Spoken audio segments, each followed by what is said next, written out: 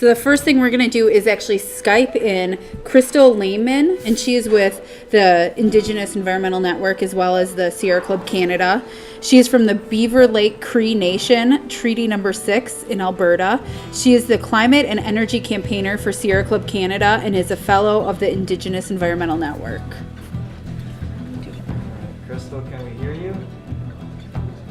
I can hear you. Hey, We can hear you. Yay! It's still a little thing up there. That's how it should be. Oh, okay. Crystal, I think you're still Oh, is sharing that your her screen screen? with us, I so we're see. seeing your desktop. Okay, hold on. Looks awesome. That's in a bit. There you For go. a second. Hold on. So, I love technology, but There we go. Yeah, you're full screen now.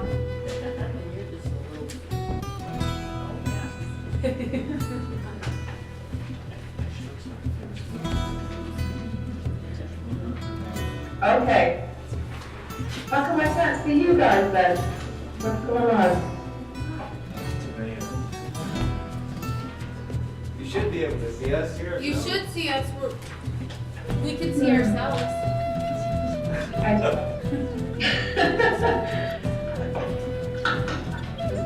Yeah, I don't know, the screen's just turning and turning and turning.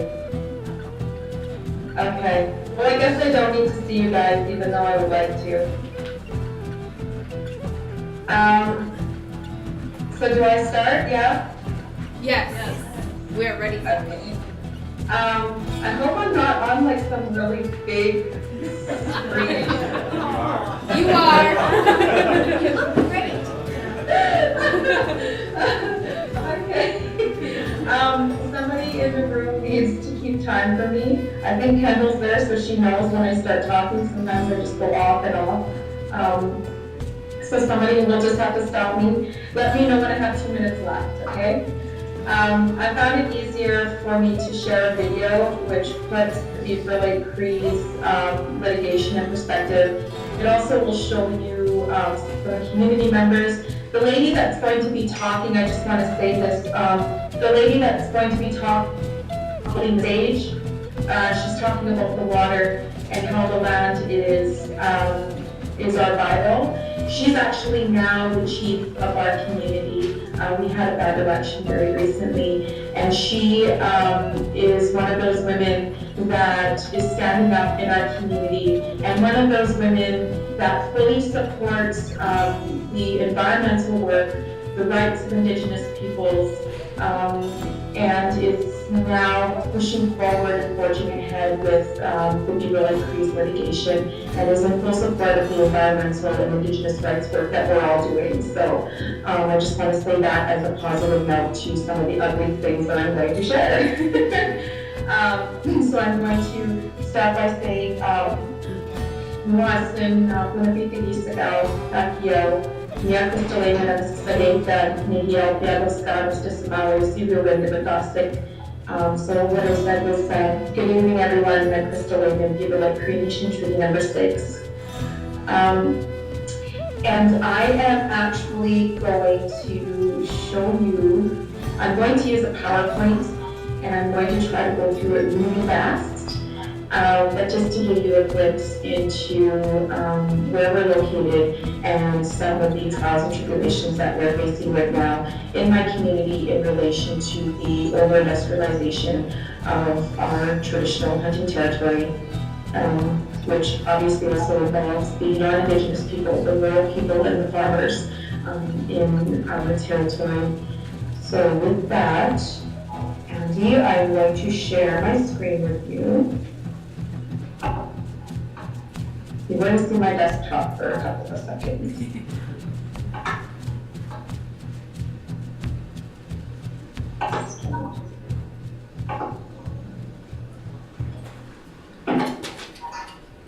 Okay, let me know when you can see the screen that says honoring our treaties. We've got it. Yes. Yeah! All right. Okay, so obviously the frame that I come from is the treaty rights Indigenous rights platform in relation to the environment and obviously tar sands. So in Alberta, I don't know what the education level in that room is around tar sands, so I'm just going to give like a quick 101. There are tar sands deposits in Alberta, the Peace River, the Athabasca, and the Cold Lakes. In Alberta, there are also 3 treaty territories. Within Canada, there were 11 treaty agreements that were entered into before Canada became a nation state. So under the British Crown. Oh, sorry. So there's Treaty 8, which is the blue. Treaty 6 is the orangish red, and Treaty 6, and then Treaty 7 is the yellow in the bottom. The treaty territory that I come from is treaty number 6, so the middle one. So of the 100% of Alberta tar sands, one of the things that we always hear about is the open pit mining, which is that red square, that little surface mining area that you can see up in the deposit area. Of the recoverable amount of tar sands, actually 20% is the only amount that we can extract using the surface mines. The other 80% needs to be extracted using a process called in situ or SAGD, which is very similar to the fracking process. So it uses a lot of water. It is very energy intensive. It's very destructive.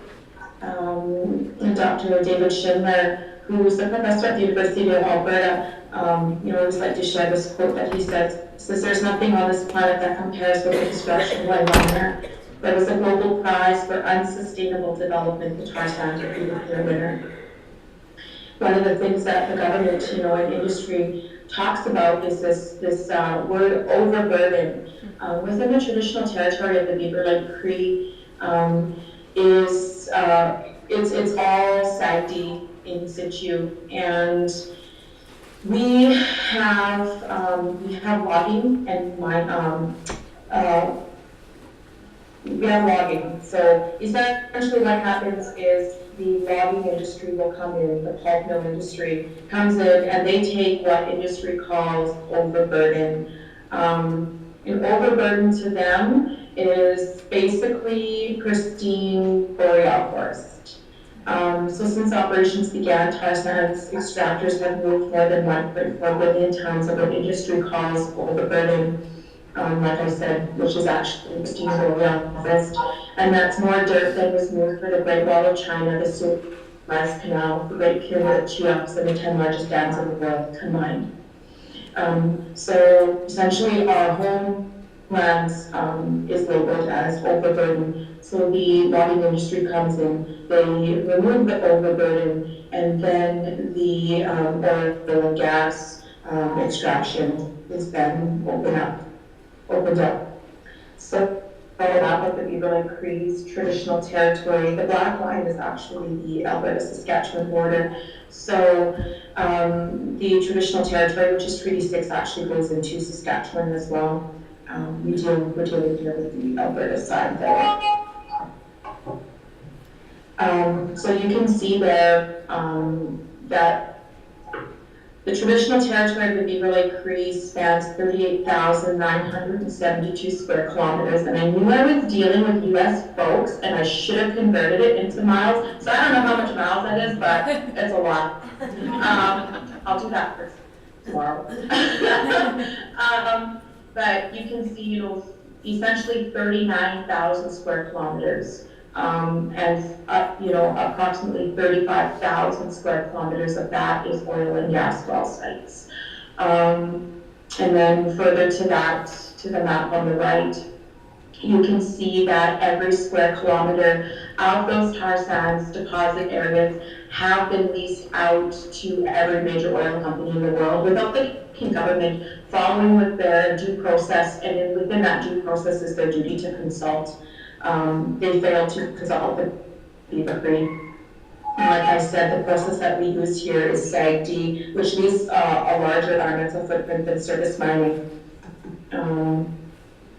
So, there's a lot of seismic lines, lease pad sites. There you can see it looks a lot like fracking. The next slide that I'm going to show is a simulation of future development footprint based on already existing leases. And then this map shows basically pipelines. And we are now 5 years after this map, so it's obviously a lot more now. The gray, the heel footprint other than pipelines. So in collaboration with that, all the black dots are pipelines built. These are disrupting migratory pattern, are animals that are protected under our treaty, animals that we rely on for life. The caribou is an animal that we subsisted on for thousands and thousands of years, and an animal that we have many stories about the caribou and the amount of caribou that we had in our traditional territory. Thousands and thousands of caribou is what the old people talk about. Dr. Boutine did a report in 2010, and what came out of that report is that we now have between 175 and 275 caribou. We are airlifting our babies to the hospital for drinking contaminated water. We're pulling fish from the lake that have tumors and cancers hanging off of them. These with toxins under the skin, over water advisories, et cetera, et cetera, et cetera.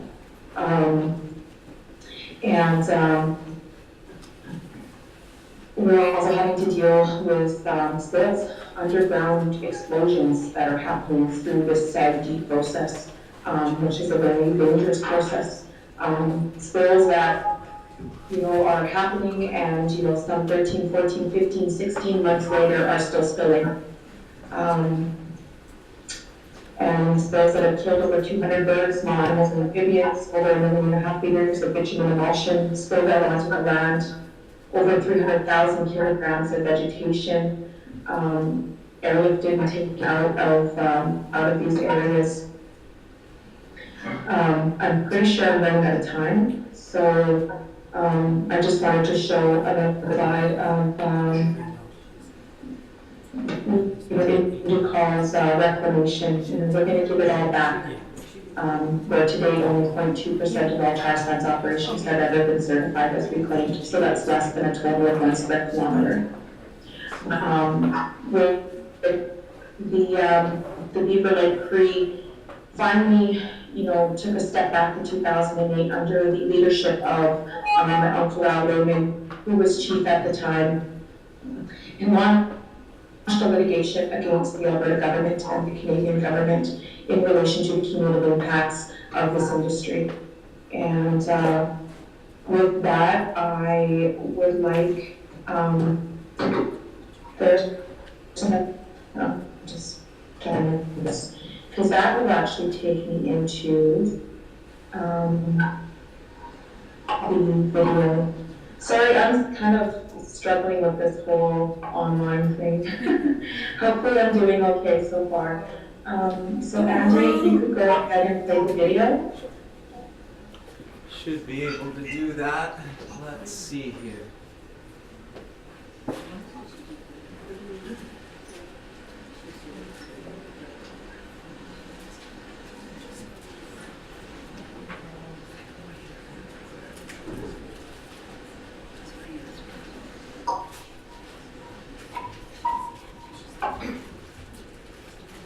This is no well. This is the first well that they punched in the reserve.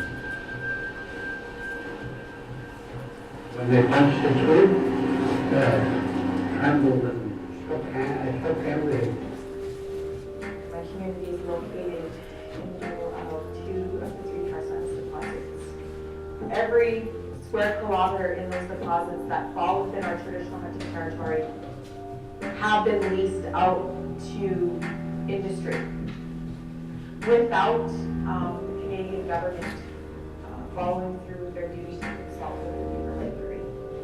And we called this the island because it was surrounded by water. All the water used to be here. Yeah, it used to be like right where the tree started. That was all water. There was swamps and then the rest was like, no, there was no water. I know when I was a child,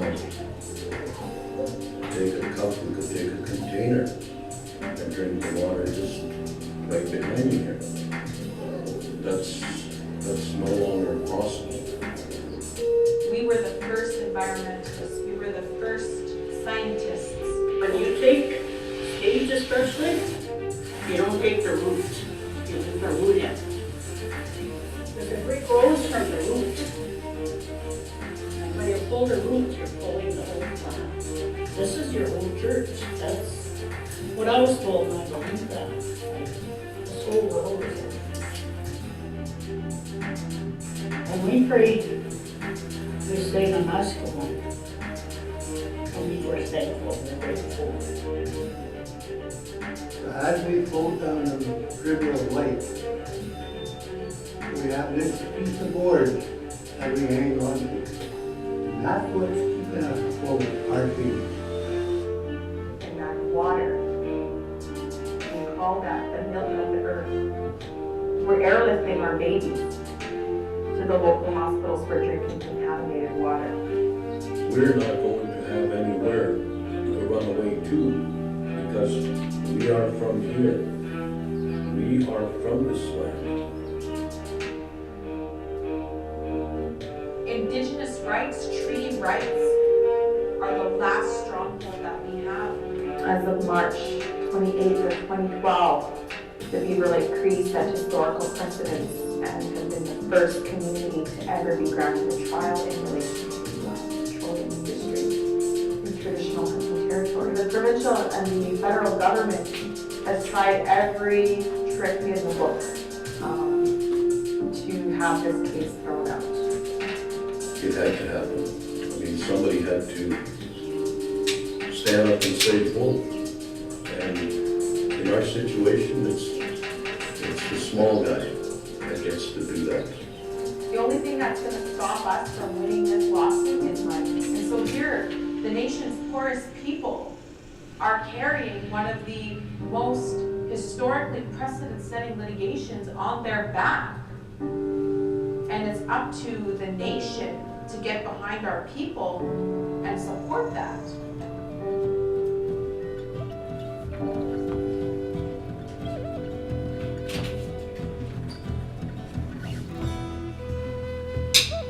So, the Beaver Lake Cree has stated in the video, and I kind of alluded to it before I showed it. We're involved in the landmark Constitutional Treaty Rights Challenge, a challenge that has named tens of thousands of treaty rights violations of Treaty 6 by the province of Alberta, the government of Canada, and every major oil company in the world that are operating in the controversial Canadian tar sands.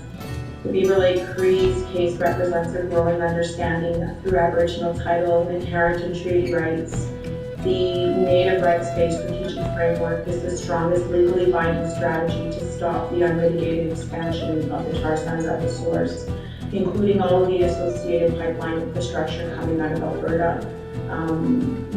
Pipelines that are, a threat to our people, to not only the people here in Treaty 6, but anybody along those pipeline routes. Water, being that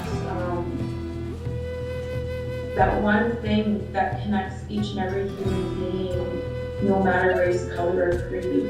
Water being that gift of life. Water gives life. That's how we believe it as Cree people. We have stories about water and the connection to women, and that water has the life-giving abilities. Sorry, Crystal, 2 minutes. 2 minutes. say that again? 2 minutes, okay, good, I was just popping up. But I now lost track.